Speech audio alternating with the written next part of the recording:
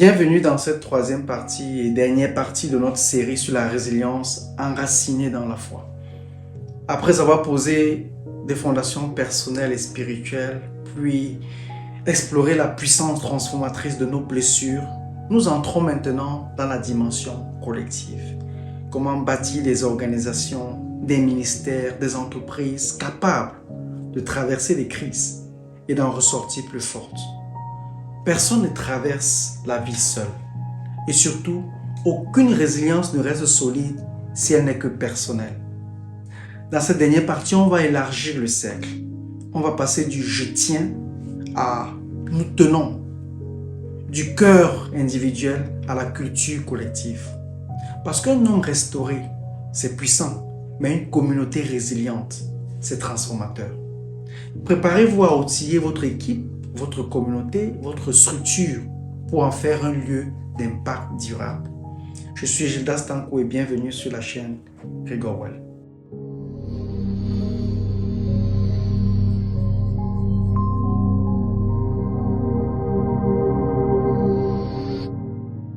Parlons des alliances. Personne ne traverse une tempête seul. On commence ici parce que c'est fondamental. La résilience est relationnelle. Dans la réalité, combien d'entre nous l'oublient quand la crise frappe? On se replie, on s'enferme, on essaie de s'en sortir par nos propres forces. Et au fond, on s'épuise. Mais voici une vérité qui libère. La résilience n'est pas un sport individuel. C'est une œuvre collective. C'est un filet de relations solides, bienveillantes, ancrées dans la vérité et dans l'amour. Deux valent mieux qu'un. Et si l'un tombe, l'autre le relève. Ecclésiaste 4, versets 9 à 10. Portez les fardeaux les uns des autres, nous dit Galates 6, verset 2. Pas les contacts de réseau, pas les likes sur Instagram, mais les vraies relations. Celles qui tiennent quand tout vacille. Il y a trois types de relations qu'on découvre en général quand tout va mal. Les relations nourrissantes, ce sont ces personnes qui restent même quand c'est dur. Elles écoutent, elles soutiennent, elles prient avec vous. Elles ne cherchent pas à tout comprendre, elles sont juste là. On a les relations toxiques. Ce sont celles qui ajoutent du poids à votre fardeau. Manipulation, reproches, instabilité émotionnelle. Et souvent, elles vous font croire que vous êtes le problème. Troisièmement, les relations superficielles. Elles sont présentes pour les bons moments, absentes dans les tempêtes. Pas forcément mauvaises, mais incapables d'être un soutien en profondeur. À ce niveau, prenez une pause de réflexion. Regardez autour de vous. Dans votre vie actuelle, quel type de relation prédomine? Prenons l'histoire magnifique de David et Jonathan, en 1 Samuel 18 à 20. David est pourchassé, accusé à tort, menacé de mort. Jonathan est fils du roi, mais il choisit la vérité, la justice, l'amitié fidèle. Les clés de leur alliance, la vérité mutuelle, même quand c'est dur à entendre. Protection active, Jonathan défend David au péril de sa place. Il y a la fidélité durable. David honorera cette amitié même après la mort de Jonathan. Une vraie alliance ne se casse pas sous la pression. Elle devient plus forte. Et vous? Qui est votre Jonathan? Pour qui êtes-vous prête à être ce type d'ami? La culture moderne prône l'indépendance à tout prix. Mais la Bible enseigne l'interdépendance volontaire et joyeuse. La résilience relationnelle, c'est dire la vérité avec amour, rester présent sans tout contrôler, oser demander de l'aide et oser en offrir. Ce n'est pas un signe de faiblesse de dépendre des autres, c'est une preuve de maturité. Prenons un exercice qui va vous permettre d'identifier les personnes qui vous portent ou qui vous tirent vers le bas. Dessinez un cercle représentant votre vie actuelle. Autour, place 3 niveaux. Dans le cercle intérieur, les 2 à 3 personnes de confiance absolue. Cercle du milieu, les relations à clarifier ou à renforcer. Et troisièmement, le cercle intérieur, les relations toxiques ou à réévaluer. À côté de chaque nom, demandez-vous, que m'apporte cette relation? Est-ce une source de vie, de confusion ou de vide?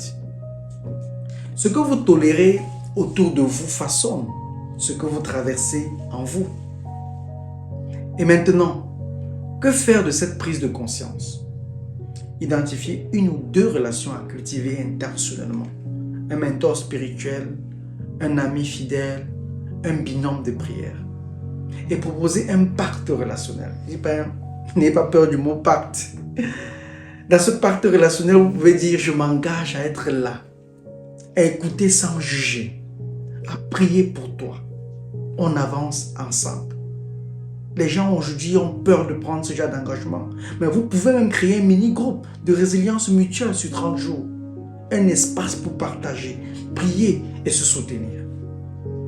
Vous rencontrerez des barrières sur le chemin, mais je vais vous montrer comment les dépasser. Barrière 1. Je n'ai besoin de personne.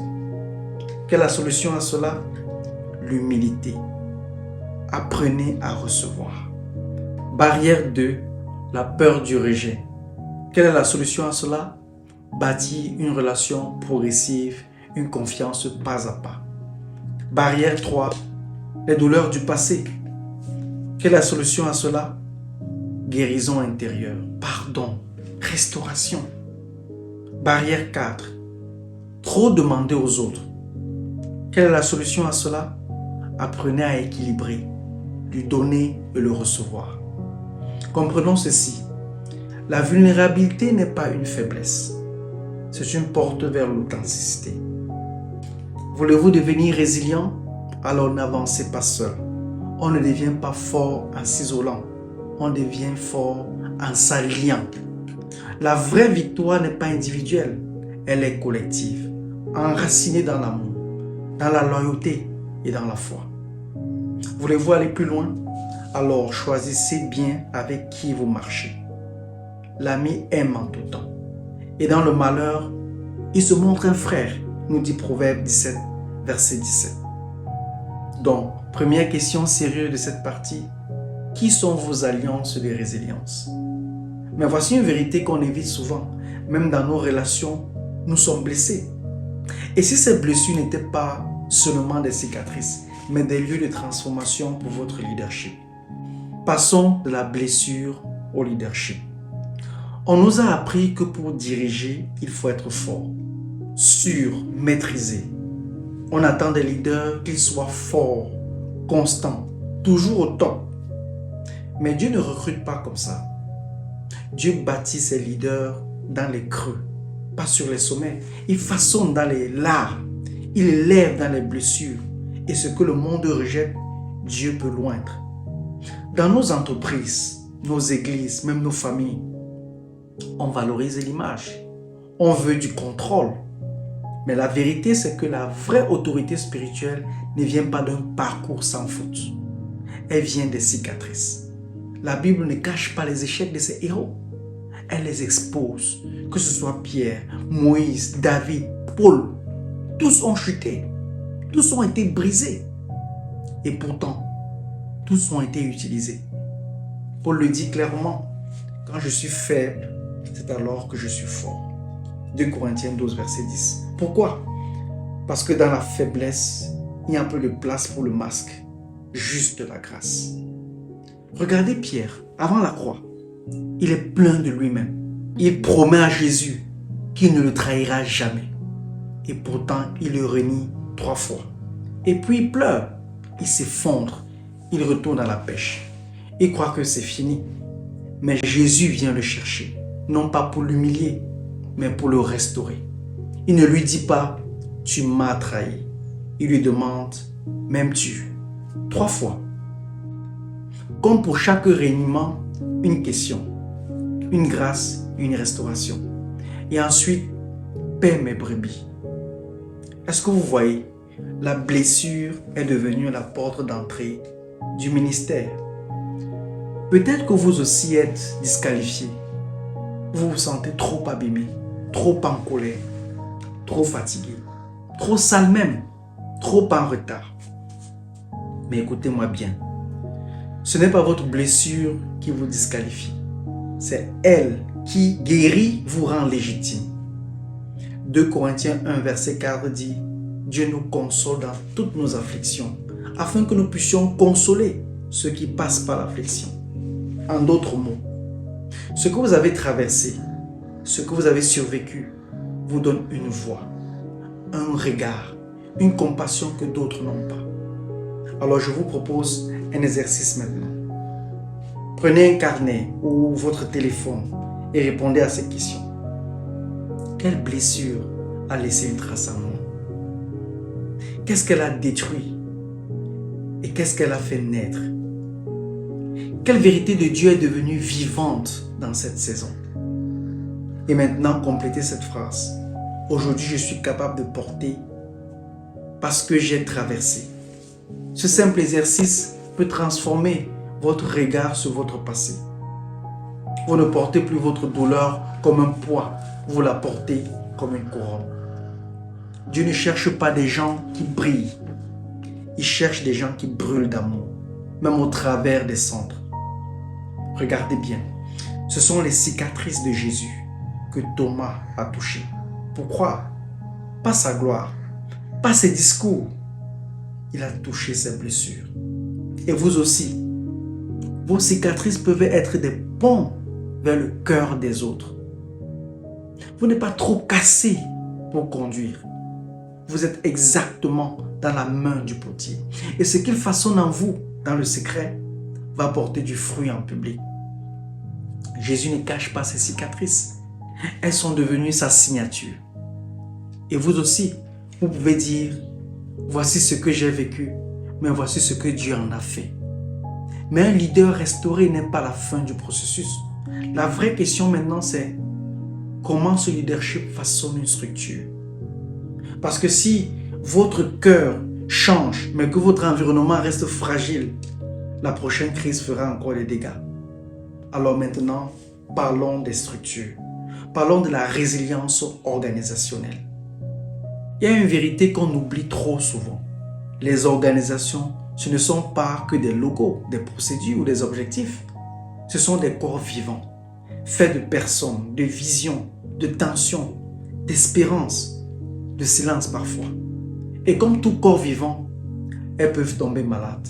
Elles peuvent subir des tempêtes, mais elles peuvent aussi guérir. Elles peuvent se réinventer. Elles peuvent même en ressortir plus fortes qu'avant. Et c'est exactement ce dont on parle aujourd'hui. Comment faire de votre entreprise, votre église, votre ministère ou même votre équipe de bénévoles un espace capable de traverser les crises sans imploser. Une organisation saine, c'est un peu comme un jardin. Elle a besoin de vision, la lumière, de communication fluide, de l'eau, d'un sol fertile, la clôture d'équipe et de bons outils, les processus. Et si vous n'en prenez pas soin, ce n'est pas la tempête qui l'a détruit, c'est le manque de préparation avant la tempête. Regardez votre organisation aujourd'hui. Posez-vous honnêtement la question, où sont les fissures? Voici quelques symptômes courants que vous pouvez regarder. Un leadership centralisé, avec des décisions lentes, avec la surcharge, la dépendance. Une culture toxique. Il y a les non-dits, il y a la peur, il y a la culpabilité, il y a le contrôle. Une vision confuse, caractérisée par la perte de direction et les efforts dispersés. Le manque de structure, avec pour symptôme le chaos, dès qu'une personne clé s'absente. Une communication floue, caractérisée par des frustrations, des erreurs, des divisions. Ceci est un diagnostic, et un diagnostic qui se soigne. Allons dans le Nouveau Testament, en Acte 6. Une crise naît au sein de l'Église primitive. Des tensions surgissent entre les veuves grecques et les veuves juives. Il y a favoritisme, négligence, murmure. Vous connaissez la suite. Les apôtres n'enterrent pas le problème. Ils le reconnaissent, ils délèguent, ils mettent en place une structure claire. Et le résultat, la parole de Dieu se répandait de plus en plus. La crise devient un levier de croissance. Quelles leçons pouvons-nous en tirer? Ce n'est pas l'épreuve qui détruit une organisation. c'est l'orgueil ou l'aveuglement face à l'épreuve. Alors, si vous voulez bâtir sur le roc, voici les 5 fondations à vérifier. Une vision partagée. Est-ce que votre vision est claire? Est-ce qu'elle est répétée aux équipes? Est-ce qu'elle est traduite en action? Pas un slogan, mais une direction vivante. Deuxièmement, est-ce que le leadership est distribué? Évitez les héros solitaires dans votre organisation. Formez, déléguez, responsabilisez. Sinon, tout s'écroule à la première absence. Est-ce que vous avez des processus clairs et documentés? Qui fait quoi? Comment? Quand? Sachez que lorsque vous êtes en crise, le flou peut vous tuer. Ensuite, est-ce qu'une culture de vérité et de bienveillance existe? Créez des espaces d'écoute. Créez un environnement de sécurité psychologique dans lequel l'erreur est acceptée sans condamnation. Votre but n'est pas d'avoir un perfectionnisme religieux. Enfin, développez des capacités d'apprentissage au sein de l'organisation. Si vous le faites bien, chaque tempête devient un manuel, car ce qui n'est pas évalué ne progresse pas. Prenons le cas d'un exemple contemporain. Pendant le Covid, Airbnb perd 80% de son activité. Savez-vous ce qu'ils ont fait? Ils ont communiqué avec transparence. Ils ont réduit leurs coûts sans brutalité et recentré leur mission, misé sur leur communauté. Quel a été le résultat? Ils sont revenus plus agiles, plus ciblés et plus humains. La leçon qu'on peut tirer de là, c'est qu'une organisation alignée sur ses valeurs profondes résiste mieux que celle guidée par la peur ou l'argent. Maintenant, passons à l'action. Voici une grille rapide. Prenez une feuille, évaluez votre équipe, votre église ou même votre entreprise sur ces 7 axes et évaluez chacun d'eux sur une échelle de 1 à 5. Et accompagnez-les de commentaires, notamment la clarté de vision, sur la qualité du leadership, sur la communication interne, la cohésion des équipes, les processus organisationnels, l'adaptabilité, la capacité à apprendre. Et après cela, discutez-en avec vos équipes, puis choisissez une faiblesse ou une force à renforcer dans les 30 prochains jours. Rassurez-vous d'avoir un responsable pour suivre cette action.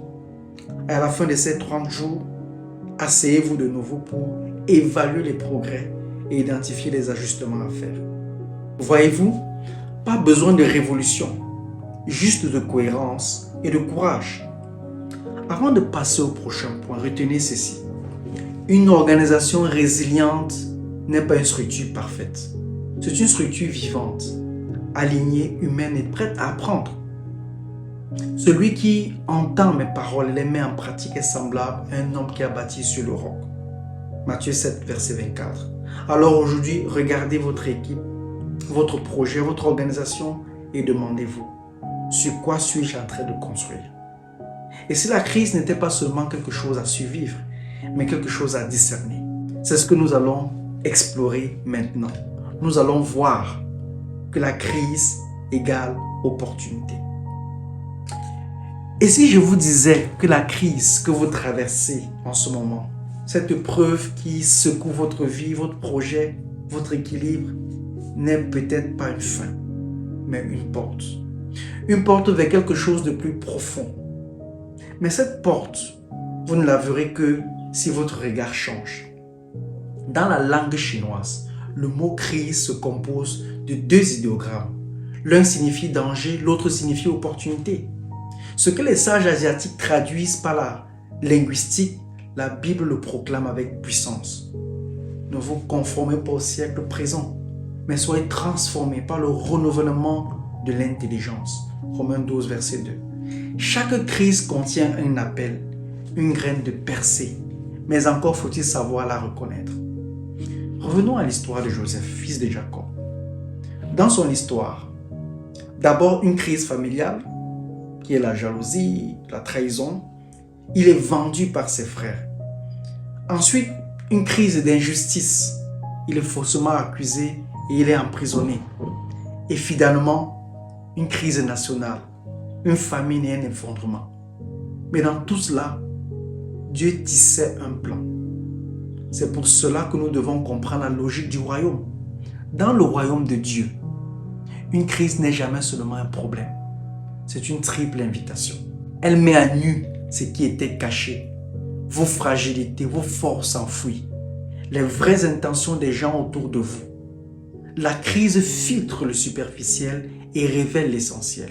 Deuxièmement, elle vous pousse à revenir à ce qui compte, votre foi réelle, vos vraies priorités, votre mission de vie. Les illusions tombent, les agendas cachés se révèlent et Dieu utilise cette instabilité pour vous réancrer dans l'essentiel. Troisièmement, vous pensiez aller dans une direction et soudain, la crise vous oblige à changer de cap. Mais ce détour est en fait un raccourci vers votre appel. Voici, je vais faire une chose nouvelle. Ne la reconnaîtrez-vous pas? Nous dit Ésaïe 43, verset 19. Souvenez-vous de la pandémie Covid. Pour beaucoup, ça a été l'effondrement. Il y a eu des pertes, il y a eu de l'isolement, il y a eu des blocages. Mais pour d'autres, ce fut une naissance. Des entreprises ont inventé de nouveaux services. Des églises ont étendu leur impact au-delà des murs. Des familles ont retrouvé le sens des choses simples. Ce que la crise a imposé, la foi et la créativité ont transformé en percée. Ce n'est pas ce qui vous arrive qui compte. C'est ce que vous faites avec ce qui vous arrive. Donc prenez quelques minutes pour effectuer cet exercice personnel, pour comprendre comment votre crise peut aussi être votre déclic. Choisissez une crise, du passé ou une crise actuelle. Puis posez-vous cette question. Qu'est-ce que cette crise m'a obligé à voir? Qu'est-ce que j'ai dû laisser tomber? Qu'est-ce que j'ai découvert sur moi et sur les autres? Quelles possibilités ont émergé grâce à cette crise? Y a-t-il un pas de foi que je sens Dieu m'inviter à faire? Écrivez vos réponses, méditez-y et pourquoi pas partagez avec un ami ou un mentor. Pour transformer la crise en percée, voici 5 clés simples mais puissantes pour discerner l'opportunité. La clé 1, je vais le répéter tout le temps, la foi active. Dieu n'a pas fini. Tant que vous respirez, l'histoire continue. La clé 2, la présence au moment. Ne vivez pas dans l'attente du retour à la normale. Soyez attentif à ce qui naît maintenant. La clé 3, l'écoute spirituelle. Prenez du temps en silence. Le Saint-Esprit souffle parfois dans les interstices. La clé 4, l'audace sanctifiée. Osez des choses nouvelles, pas dans l'impulsion, mais dans l'alignement. La clé 5, la connexion humaine. Les meilleures percées viennent souvent par la collaboration avec les autres. Le mini plan d'action que je vous propose, c'est de saisir votre prochaine opportunité. Concrétisez. Rendez-le réel. Premièrement, choisissez une idée née d'une crise récente. Décidez ensuite d'une action concrète à poser dans les 7 prochains jours. Identifiez une ressource ou une personne qui peut vous aider et choisissez un verset d'ancrage. Par exemple, cette crise peut être le licenciement. Ici, il y a une opportunité. Créer un projet de formation, rester dans les tiroirs. Et l'action, rédiger une première version et en parler à un coach. Le verset d'ancrage peut être « Je connais les projets que j'ai formés sur vous ». Jérémie 29, verset 11. En conclusion pour ce segment, retenez qu'une crise n'est pas la fin. C'est un carrefour. C'est parfois l'appel caché que vous n'auriez jamais entendu autrement. Alors aujourd'hui, même si c'est dur, levez les yeux. Regardez différemment. Mais attention, une opportunité discernée mais non saisie reste une idée. Et c'est pour ça que cette série ne peut pas se terminer sans un engagement. Vous venez de parcourir un chemin dense, profond, parfois inconfortable, mais porteur d'espoir. Des temps de réflexion, de vérité, de révélation. Des temps pour laisser Dieu parler au milieu du chaos, au creux de la tempête et faire germer un avenir nouveau. Mais maintenant, commence le vrai défi. Vivre ce que vous avez reçu.